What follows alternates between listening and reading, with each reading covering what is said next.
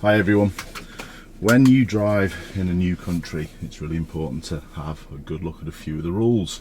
But I've driven many times in the US, and one of the main differences that I've found between here and the UK is that you can turn right on a red light. And in this video, this is what we're going to have a look at.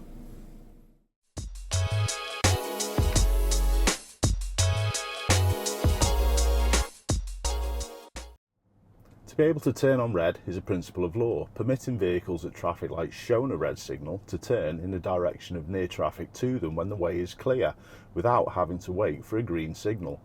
The United States isn't the only country in the world that uses this rule, but in Europe it's generally illegal to turn on a red light unless it's indicated otherwise.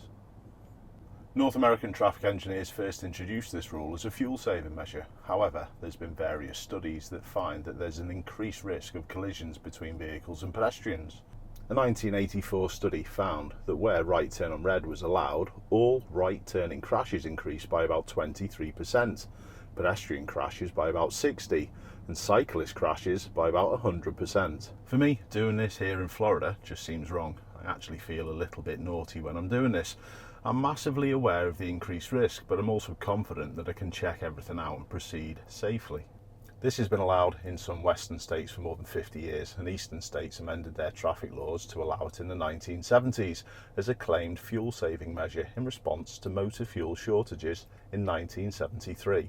It's also important to understand that not every US state follows exactly the same rules. For example, turning right on red is forbidden in New York City unless there's a sign or something similar is posted. So approaching a red light, you need to ask yourself, can I or can't I turn? Unless specifically marked otherwise, turning right at a red light is legal. If you see a sign prohibiting the right turn, or if there's separate traffic signals, you obviously can't. First of all, when you approach a red light, you should always come to a full and complete stop, but many people, as you see, don't. Even if you see that there is no oncoming traffic and you could turn, law requires you to stop and look. If you have a red light, that means someone else has a green light and they have the right of way, and they're probably not watching for people to pull out. Even if no one was there as you pulled up, someone might have pulled out into traffic. It is common for other vehicles to block your view of oncoming traffic too, limiting your view of possible incidents. Instead of doing a slow roll into the traffic, which I'm always saying about creeping, you should come to a full stop and proceed then with caution. While you are stopped, look and see who has the green light. Sometimes there are signals, and the vehicles across the other side of the junction might be wishing to use the lane that you're trying to pull into. When making a stop at an intersection, it's vital that you stop behind the white lines before proceeding, because you're entering an area where pedestrians might be present. Whether it is the crosswalk on the road that you are on, or the one that you will turn right through, one direction will have a walking man.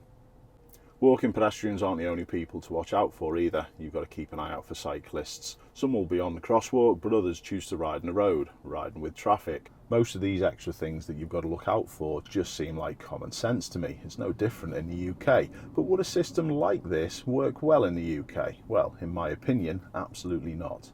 The recent changes to our own highway code were implemented to protect the more vulnerable road users, so there's no way anything like this will happen that increases risk to those same people. We do, however, have something similar in place already that you might not have realised. When we approach a traffic light to turn left, we may have to drive down a left filter lane, which can have a green left turning arrow when the other lights proceeding ahead are still on red. We still need to treat the end of the filter lane like a give way, which isn't too dissimilar from this rule I've looked at in this video. I did say a little earlier that I felt comfortable with my ability to assess risk and do this safely. A patient and attentive approach to any surroundings you face when driving will always help you produce a safe outcome. Thanks a lot for watching and tuning in, and I hope to see you soon.